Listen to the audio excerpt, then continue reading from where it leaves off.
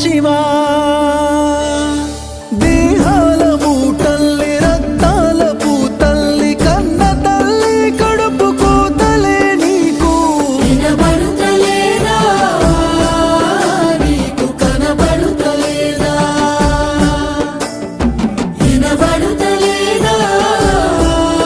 నీకు కనబడుతలేదా శివరాత్రి నీ పూజకై మేము ఉపవాసముంటాములే